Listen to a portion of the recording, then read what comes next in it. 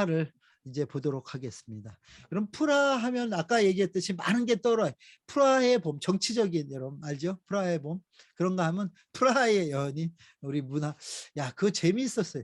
그 누가 주인공이었죠? 여러분 이런 건 대답해 줄 수 있죠. 야누스가 누군지 몰라도 프라하의 연인이 누가 주인공이었냐는, 우리 아주머니들 뭐 하세요? 빨리 얘기해 줘요. 전도연이 아니습니까? 전도연, 전도연. 예.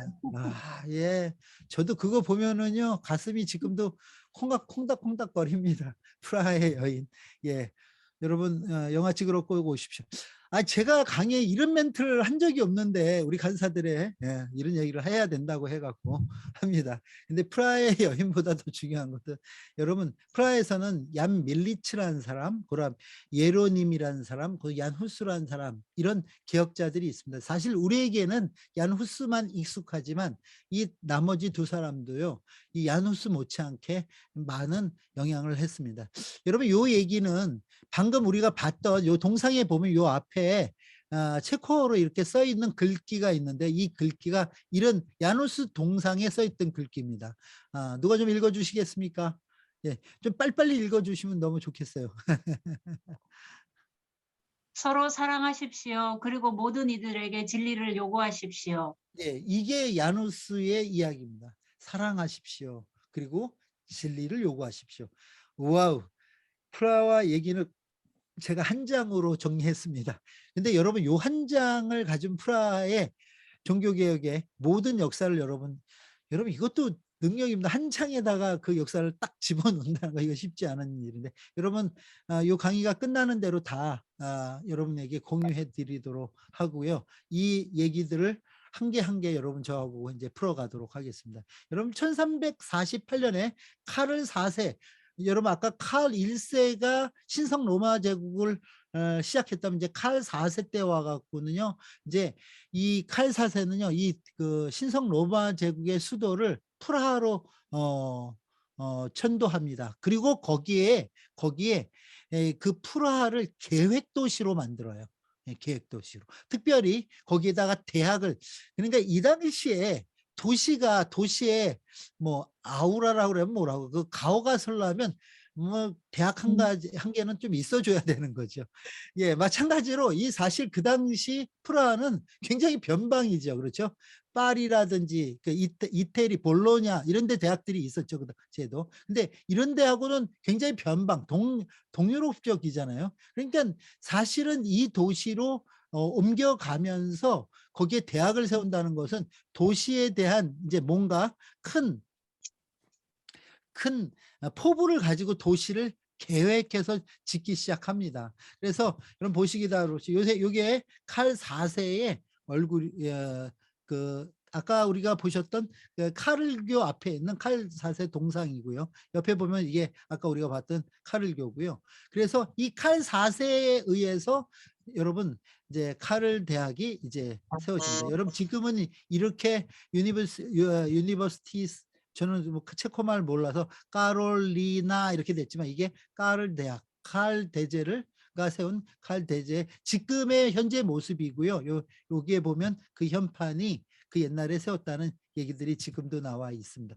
요게 여러분 지금 이렇게 신식 건물로 다 했지만, 요 안에는 제가 이번에 저희 우리 조한이 방학 때 잠깐 갔다 왔는데, 가보니까 여기에 박물관을 해놨어요. 그래서 지금은 그 대학의 역사들을 알아볼 수 있게 박물관이 되어 있고요. 요 그림을 제가 옆에 잠깐 띄운 거는요, 여기 보면 이것을 뭐라고 그럽니까? 이렇게 돌출되어 있는 창이라 이렇게 부르는데요. 이 돌출되어 있는 요 부분이 원래 카를 대학의 원형 모습 중에서는 요것만 남았다, 이렇게 지금 뭐 문헌에 보면 있습니다. 그래서 이곳이 바로 이 카를 대학을 세우면서 이 프라하를 이 신성 로마 제국의 중심 도시로 만드는 그런 작업을 합니다. 그런가 하면 1372년에는 얀밀리치입니다. 이 얀밀리치라는 사람은요, 우리가 잘 알고 있듯이 이 사람도 종교개혁이에요. 근데 이 사람이 프라하에서 시작된 거는요, 예루살렘이라는 사회복지시설을 시작합니다. 사회복지시설을. 예, 지금 제가 그 장소를 가봤더니 그 옛날 그 사회복지시설 했던 그건 없고요. 그 터에 이런 사무실들이 쭉 입주돼 있는 이런 지금은 요 모양을 하고 있더라고요. 그런가 하면 1391년에 여러분 베들레헴 채플이 설립됩니다. 그러니까 우리는 베들레헴 채플에서 얀 후스가 설교했다 하는 얘기는 듣지만 사실은 얀 후스가 설교하기 이전에 1391년에 세워졌고요. 얀 후스가 설교한 것은 1402년부터 설교하게 됩니다. 여러분 여기서 하나 우리가 좀 더 깊이 생각해 봐야 될 건 뭐냐면요. 당시까지는요. 성당이나 아니면 채플을 지을 때 있잖아요. 그 채플의 용도는 거의 미사를 드리기 위한 것이었어요. 그런데 이것을 기증한 사람이요. 베들레헴 채플을 기증한 사람이 여기서는요. 미사가 아니라 하나님 말씀, 즉 설교만을 위한 채플입니다 하고 지어진 최초의 채플이기도 합니다. 예, 그 모습은 이런 모습을 하고 있는데요. 이렇게 지붕이 2개 빼쪽빼쪽 되어 있고요. 요 앞에는 지금 늘 카페가 쓰고요. 여기에는 요거는 종교개혁 500주년을 기념해 갖고 여기에 거기에서 이렇게 야누스부터 해 갖고 이 개혁자의 이름들을 표시한 표시등이고요. 여기에는 이렇게 이것이 설교를 위해서 지어진 채플입니다 하는 지금도 이런 표시가 있습니다. 이거는 아까도 우리 이영우 장로님도 작곡해 가면서 이거 보여주고 자랑질했는데 저도 제가 직접 찍은 직직으로 보여드리도록 하겠습니다. 이렇게 예, 벽에는 이렇게 야누스의 생애를 다룬 벽화가 있고요. 요거는 특별히 야누스가 설교했던 설교단입니다. 그런데 물론 이것은요 나중에 여러 번 이렇게 파괴됐다가 1900년대, 1950년대 이후에 다시 복원한 모습이고요. 예, 설교단이고요. 여기가 원래 밭이었고요.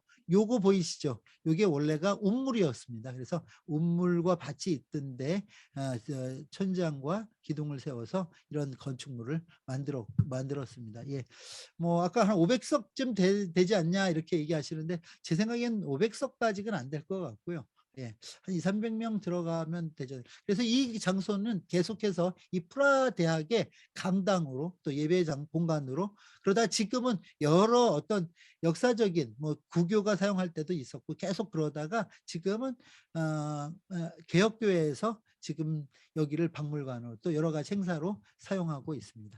자, 그리고 나서 1403년이 돼서는요. 여러분 이때는요. 후스파는 없잖아요. 후스가 1402년부터 설교했으니까 후스파가 없으니까 이때부터는 위클리프파였죠. 왜냐하면 위클리프의 사상을 받는 사람들이 있게 이 위클리프의 가르침을 금지하는 법을 통과시킵니다. 종교법입니다.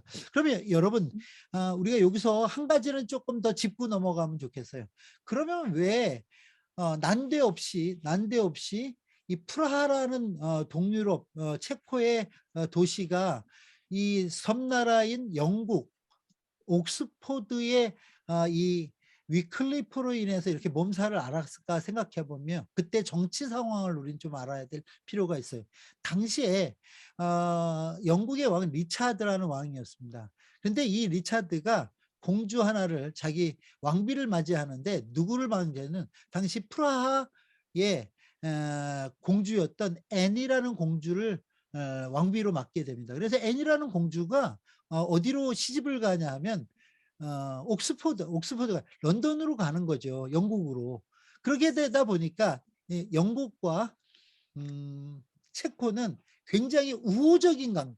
여러분 그러잖아. 옛날에 혼사하게 되면 그 나라와 나라가 굉장히 우호적이잖아요. 그래서 일부러 우리가 잘 아는 솔로몬 같은 경우에는 그래서 정치적으로 계략적으로 정원 결혼을 하기도 했잖아요. 그런 것처럼 이 당시에 이 두 나라가 이렇게 혼사 관계로 인해서 굉장히 가까웠고요. 그러다 보니까 당시 이 옥스포드 대학에 이 프라하의 젊은이들이 많이 유학을 가게 됩니다.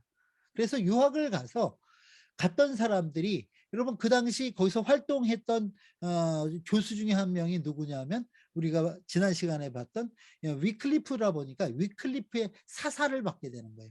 근데 위클리프의 사상이 어떤 거였냐면 백투더 바이블 아닙니까? 성경으로 돌아가야 되고 성경을 신앙의 근거로 삼아야 되고 또 교회 머리는 교황이 아니라는 것, 뭐 이런 등등등등 교황제도 또 타락한 이 신분제, 특별히 성직제도 폐지해야 된다는 것 등 이런 것들에 대한 개혁적인 영향을 굉장히 많이 받게 되죠. 그러니까 이들이 돌아와서요.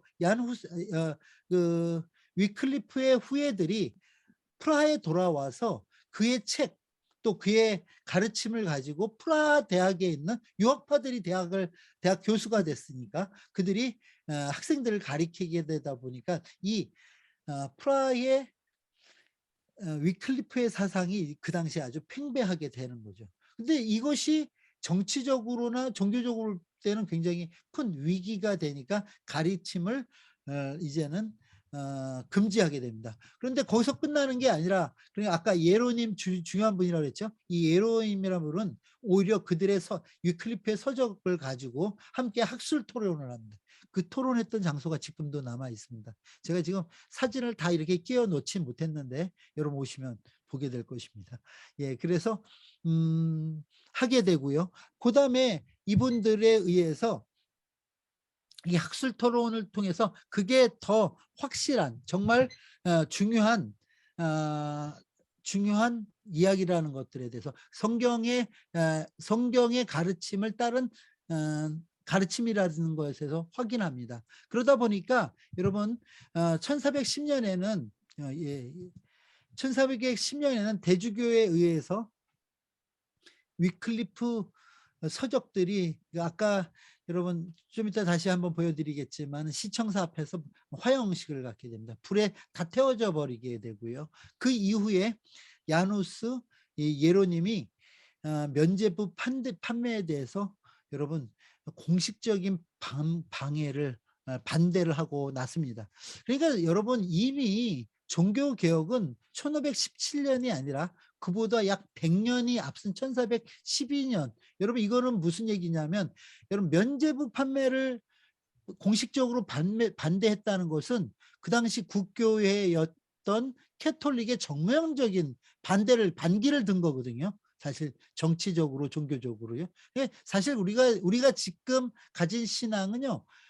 루터보다 한 100년 전에 이미 얀 후스 예로님에 의해서 시작됐다고 보는 것이 맞습니다. 하니까 이때 이들은 성물을 정지당합니다. 이 성무 정지라는 것은요. 여러분 캐톨릭의 미사, 여러분 예배는 미사라고 그러잖아요. 그래서 미사의 가장 중요한 게 뭐냐면 그 떡을 떼어주고 잔을 마시는 그 성찬을 하는 예식, 그다음에 뿐만 아니라 그 강론을 하는 거라든지 모든 성스러운 업무들을 다 금지시켜 버립니다. 이게 편에 준하는 얘기죠. 예. 그리고 나서 그다음에 야누스가 아까 우리가 봤던 콘스탄츠로 소환되게 되고 그 공회에서 순교하는 일이 있습니다. 여러분 그 이후에 예로님도요 바로 콘스탄츠에서 순교합니다. 둘이 아주 막역한 친구였고요. 이 종교 개혁을 위해서 이들이 노력했을 뿐만 아니라 또 함께 순교합니다. 여러분 이 이로이님이 굉장히 중요한 역할을 했다면 이 사람이 옥스퍼드에서 학업을 했고요. 1402년부터 프라하에서 위클리프의 이론을 가르쳤을 뿐만 아니라 이 사람의 이론이 파리라든지 쾰른이라든지 하이델베르크, 비엔나 대학의 개혁에 크나큰 영향을 미치는, 사실 야누스보다도 더 학자다운 학자였다 볼 수 있는 사람이 바로 이 예로님이라는 사람입니다.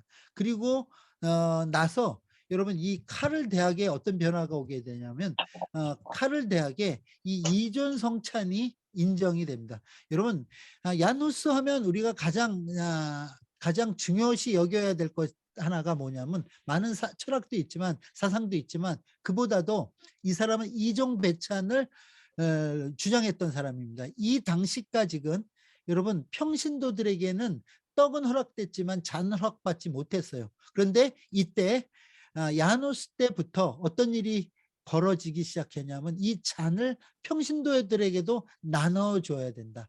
그들에게 나누지 못할 성경적 근거가 없다, 이걸 얘기합니다. 그래서 사실 굉장히 중요한 거 하나는 후스는 이 이전 배찬. 그래서 후스를 상징하는 그 상징 조형물에는 늘 이 잔이 있는데 그 이유는 술을 많이 먹어서가 아니라 성도들에게 잔을 나눠주는 이 일 때문에 이종 배찬을 허락했기 때문에 또 그것이 여러분 보세요. 야누스가 순교한 이후에 그 순교로 그 순교의 피가 끝난 게 아니라 카를 대학이 그것을 이어갑니다. 그래서 이종 성찬을 인정하게 되고요. 1420년에 가갖고는요. 프라하 4개 조항이라는 걸 선포합니다. 이 내용이 우리가 알고 있는 그 야노스의 종교개혁 사상입니다. 첫째는 하나님의 말씀에 대하여 해갖고 우리의 신앙은 하나님의 말씀인 성경에 근거해야 된다는 것이고요. 두 번째는 이종 성찬에 대하여 아까 말씀드렸듯이 이 성찬의 잔을 성도들에게 나누지 못할 성경적 근거가 없다. 나누어야 된다. 왜냐하면 예수님께서 기념하라 하셨기 때문에 해야 된다는 겁니다. 사제들의 세속 통치에 대하여서는 이 당시까지군요. 사제들이 세속 통치와 그 종교적 통치를 함께 했어요. 우리는 지금 정교 분리의 원칙이 있잖아요. 그때 당시에는 정교 분리의 원칙이 아니라 정교를 함께 묶어서 그 권력을 사제들이 갖고 있을 때였거든요. 그런데 이것을 분리에 대해서 얘기합니다. 그리고 죄의 처벌에 대하여서도 이분들이 반대했습니다. 여러분 이 죄의 처벌도 당시에는 교회가 그 죄에 대한 처벌의 그 권한을 갖고 있습니다. 제가 이제 다음 제 강의에서 또 한 번 더 얘기하려고 그랬는데 이 죄를 용서받는 것에 대한 캐톨릭의 교리가 우리 기독교의 교리와 다릅니다. 이런 교리의 차이점들 무엇이 다른지를 제가 다음 시간에 이제 좀 말씀드리는데 그중 오늘 한 가지만 먼저 얘기한다면 우리가 죄 진 것을 누구에게 용서받지요? 우리의 죄를 누가 용서해 주시나요? 하나님, 예, 하나님. 하나님, 예수님께서 용서해 주시죠. 우린 그걸 믿죠. 근데요, 캐톨릭의 죄의 용서는 우리 인간의 죄에 용서할 그 권위가 교회에 있다고 이들은 믿습니다. 그리고 그렇게 가리킵니다. 그래서 교회가 우리의 죄를 용서해줘요. 뭔가 좀 다르지 않아요? 근데 그것이 그들의 교리인 거예요. 그러니까 어찌 우리가 믿는 기독교와 캐톨릭을 같다고 얘기합니까? 거기는 교회가 우리의 죄를 용서해 준다니까요. 이게 다르다는 겁니다. 예, 뭐 등등. 그래서 이런 것들에 대한 신학적 입장을 내는 것이 바로 프라하 4조항입니다. 그 이후에 이제 바젤 협정이라는 곳에서 이종 성찬에 대해서 다루는가 하면 체코 신앙 고백이라는 것이 1575년에 비로소 만들어져서 완전한 종교의 자유에 대해서 이야기하고요. 그러나 1627년 여러분 반종교 개혁 사상 페르난도 2세에 의해서 개혁 교도들이 재산을 몰수당하고요. 이 프라하에서 추방당하는 일이 있고요. 이 연도를 우리가 잘 보면요. 이 연도에 이 모라비안이라고 불리우는 후스파들이 여러분 체코의 각 변방으로 흩어져 가는데 그들 중 일부가 흘러서 온 것이 지금의 독일의 작센주에 해당하는 헤른후트라는 곳. 그래서 그곳에 진젠돌프라는 사람을 만나서 여러분 그 마을을 형성하는데 그 마을이 바로 우리가 얼마 전에 갔다 왔던 여기서 누가 갔다 왔습니까? 예, 윤한목 장로님 나타나셔야 됩니다. 예, 갔다 왔던 헤론호트라는 곳입니다. 거기가 이제 그 헤론호트로부터 다시 우리 개신교의 위대한 세기, 종교 개혁뿐만 아니라 이제 그때부터 위대한 세기라고 하는 선교 운동이 일어나는 것이 바로 이 곳입니다. 자, 여기 여러분 우리가 다시 볼게 이게 바로 야누스 동상, 야누스 광장에 있는 야누스 동상이고요. 여러분 위에 있는 그거는 그 시청사 건물이기도 합니다. 자, 우리 다 같이 한번 읽고 저의 강의를 이제는 좀 정리하려고 했는데 한번 읽어주시겠습니까? 그리스도의 교회는 성령의 능력을 통해 하나님의 말씀으로 지속적으로 개혁되어야 한다. 예, 제가 여기서 여러분한테 던지고 싶은 이야기 한 가지가 있다면 우리는 더 이상 건물을 교회라고 생각하지 않습니다. 그렇죠? 그거는 예배 장소죠. 우리가 교회인 것을 압니다. 또 우리의 모임을 교회라고 합니다.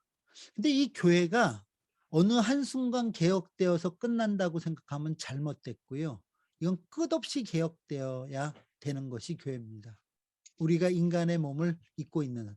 저는 요즘에 아침에 일어나면 제일 먼저 하는 일이 신약 성경을 이렇게 묵상하는 일인데 오늘 이제 요한계시록까지 끝냈습니다. 세 번째 끝냈는데 신약 성경만 매달 한 번씩 이렇게 한 보름 정도만 읽어지더라고요. 그런데 요한계시록 마지막 22장을 읽다가 제가 오늘 아침에 뭐라고 그럴까요? 이 마음이 꽉 차는 새 예루살렘과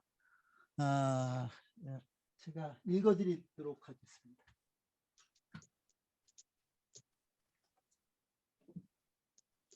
이 감동이 하루 종일 저를 붙들고 있었어요. 22장 여러분 혹시 갖고 계신 분이 있으면요. 22장을 한번 죄송합니다. 21장이네요. 21장 예, 21 요한계시록 21장 22절을 보시면요. 이런 말씀이 있어요. 그 21장은 여러분 잘 아시다시피 새하늘과 새 땅 또 이제 회복된 새 예루살렘에 들어간 예루살렘 성에 들어가서 본 환상의 말씀인데 이렇게 이렇게 이야기 22절입니다. 성 안에 내가 성전을 보지 못하였으니 이는 주 하나님 곧 전능하신 이와 및 어린 양이 그의 성전이심이라. 이 성은 해나 달의 비침이 쓸데없으니 이는 하나님의 영광이 미치고 어린 양이 그 등불이 되심이라. 만국이 그 빛 가운데 다니고 땅의 왕들이 자기 영광을 가지고 그리로 들어가니라 하고 계속 이어집니다. 여기에 뭐라고 표현하냐면 내가 성전을 보지 못했대요. 이도 건물로서의 성전을 기대했을 수 있습니다. 그렇죠? 요한도. 그런데 성전을 보지 못했는데 그가 만난 것은 성전이 아니라 주 하나님 곧 전능하신 이와 어린 양이 그 성전이시라고 얘기해요. 예수가 성전이라고. 그 얘기는 무슨 얘기냐면 예수를 주로 모신 자, 우리가 성전이란 이야기겠죠. 예, 우리 안에 그 성전 대신 예수 그리스도가 계신 거죠. 어린 양 예수 그리스도께서. 여러분 이 말씀을 보면서 중세에 우리가 건물을 성전이라 불러던 이 우매한 시대를 우리가 살지는 않았나. 아니 지금도 우리가 그런 우매한 그런 생각 사고에 빠져서 살지는 않나 하는 생각을 오늘 아침에 말씀을 읽다가 해보았습니다. 여러분 이 얀 후스는요. 여러분 프라하에서 이 콘스탄츠라고 이 지금의 독일 땅까지 옵니다. 여러분 이 콘스탄츠 공유에 대해서는 제가 아까 교황 얘기하면서 얘기했기 때문에 제가 뭐 많이 얘기는 안 하겠지만 이 콘스탄츠에 와서 얀 후스가 한 일이라고는요. 여러분 죽은 일밖에 없습니다. 그런데 이 콘스탄츠에서 다시 종교개혁의 멋진 역사가 일어나는데 여러분 블라러 가문이라고 하죠. 블라러 가문의 암브로시우스, 마가레테, 토마스란 사람에 의해서 여러분 이 종교개혁이 일어납니다. 여러분 암브로시우스는 1521년 여러분 튜빙겐에서 석사를 하고요. 여러분 필립 멜랑이톤의 친구 함께 공부했던 자이기도 합니다. 그 영향을 받아서 이들이 이 종교개혁을 일으키고요. 비텐베르크는요. 여러분 루터가 파문장을 불태우는 것을 목격했고 여러분 1521년 우리가 이제 다음 시간에 볼 얘기들인데 여러분 보름스 공회까지 그 루터와 동행을 합니다. 그래서 암브로시우스에게 또 뿐만 아니라 루터의 저작을 보내서 그 영향을 미치는데요. 성경이 신앙의 원천이고 예수 안에 구원이 있다는 그 사상에 대한 이 후스의 얘기들 이런 것들을 전합니다. 여러분 1526년에 암브로시우스는 개신교 설교를 하고요. 이 성찬식을 쇄신하게 되죠. 그리고 마가레테는 여러분 무름으로 가서요.